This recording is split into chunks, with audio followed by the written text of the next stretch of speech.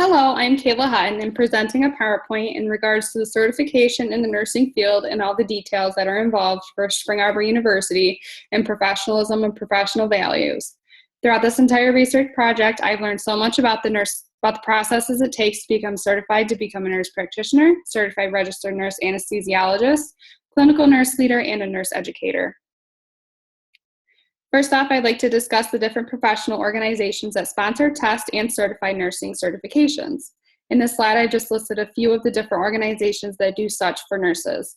There's essentially certifications available for every specialty in the medical field. In short, the Academy of the Medical Surgical Nurses offers a medical surgical certification that they are only specialized, as they are the only specialized nursing organization that is committed to the practice of medical surgical nursing. Next is the American Nurses Credentialing Center, which is one of the larger credentialing centers that are available to nurses and became so in 1990. The goal is to encourage excellence in not only nursing, but healthcare throughout the world, their certification programs that are offered. They also offer a variety of specialties for RNs to become certified in, specialties for nurse practitioners, and specialties for clinical nurses. So next, you may be wondering, why does this matter? By being certified, you're demonstrating to your employer and your patients and their families that you're an expertise in your field. Many of these exams require a multiple choice examination that many applicants have studied countless hours on end for. Sitting on just one topic to become proficient in allows you as a nurse to show your worth and show that you are a novice in that particular area. When patients and their families ask questions, the nurse who is certified in the area is able to feel pride and confident in answering those questions correctly. This allows the nurse to feel they are providing the utmost safest and competent care to their patient.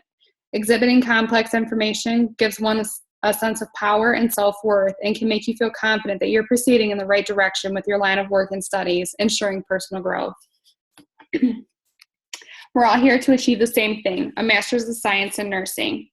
The processes that need to be followed are slightly similar, but yet they do have their differences.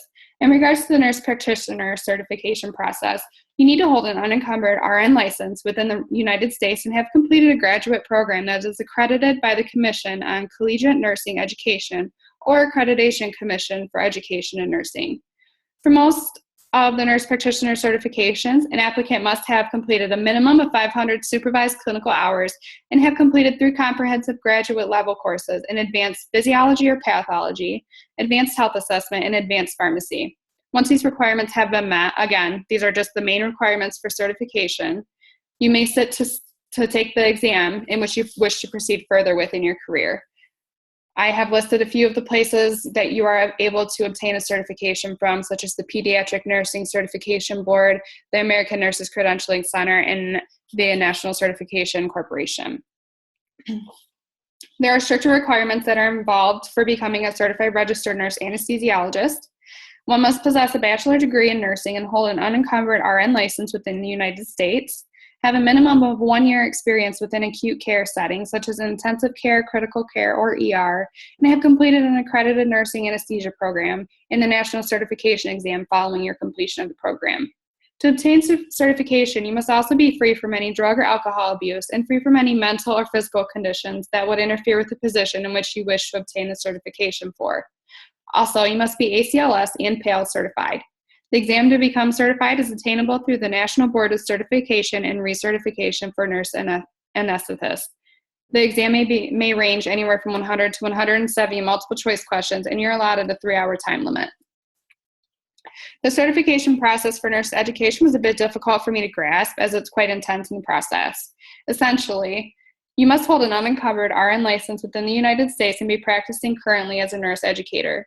You must either have a master's or doctoral degree in nursing, period. Next is where it gets a bit tricky. You can either have a master's and doctoral degree with a focus on nursing education, or postmaster's certification in nursing education, or 9 or more credit hours of graduate level education courses. Following these requirements, you are able to obtain a certificate from any college that offers this program or from the National League for Nursing website. And lastly, the certification process to become a clinical nurse leader. You must also hold an unencumbered RN license within the United States, as well as graduation from an accredited CNL master's or postmaster's program that has been accredited by an accrediting agency. You must also have passed the CNL certification exam. Once those requirements have been met, you can obtain the certification from the American Association of Colleges of Nursing. So since you've learned about the wealth of information, you may be wondering what the exact differences are. Don't worry, I've done my research, starting with the nurse practitioner. This is just the basic information. This can change depending on the specialty that is obtained following your certification. Essentially, they provide primary and acute care to the patients of all ages. They perform the physical examinations, diagnose and treat illnesses and diseases, along with chronic and acute diseases. They manage and prescribe medications, along with providing the education that is required. When as needed, the nurse practitioner may also involve other disciplinaries into the equation. The great thing about being a nurse practitioner is they essentially can work in any clinical setting they wish, whether it be an acute care setting such as a hospital, ambulatory settings such as outpatient offices, or even long-term care facilities and home health. Next, we talk about the role of the CRNA and where they practice at. The CRNA works as a multidisciplinary player as they coincide with surgeons, anesthesiologists, pharmacy, and respiratory therapists. They develop and implement the anesthetic plan for the patient receiving surgery or who is in extreme pain. During the surgical cases, the CRNA must meticulously monitor the patient's respiratory status, vital signs, intake and output, and their labs such as blood gases to ensure the patient is safe during the case. The CRNA implements the anesthesia plan prior to administering any medications to the patient and continues to follow the patient through peri and post-op to manage their airway and ventilatory support. They are also the ones managing the bulk fluids that are hung during surgical cases, dependent on the anesthesia that is used. The CRNA does not only work in the OR at hospitals, but they also work in outpatient surgery centers, pain clinics, and physician offices.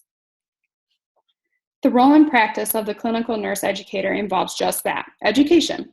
They develop the curriculum and study programs for the nursing programs at the collegiate level and even in the hospital setting. They encourage learning throughout their facility and use their assessment and evaluation skills to monitor the strategies they have implemented. They write the educational material that is handed out to the patients regarding their diseases or medications, and even materials that may inform the staff regarding new medications or information about diseases. They perform research as well and even write grant proposals. As I previously said, they can work in an academic setting such as a college or university, hospital setting, outpatient clinics, physician offices, and even advisory offices. And finally, we discuss the roles and practice of the nurse leader. Basically, they are the staff commander. They are the people you as a staff nurse would go to with your complex situations, problems, and questions related to your patient or your work. They communicate plans and implement the patient care with other disciplinary recourses such as physicians, therapies, dietary, and pharmacy. They ensure patients are receiving evidence-based care and that the patients are satisfied. Typically, they handle a patient load of anywhere 12 to 20 patients, and essentially they follow their care throughout the course of the patient's stay. In order to keep up with the newest evidence-based practices and to implement these practices, the CNL is required to become a lifelong learner to provide their patients with the best care. Typically, the CNL mostly works in the acute care settings as well as outpatient clinics. And here are my list of resources. Thank you very much.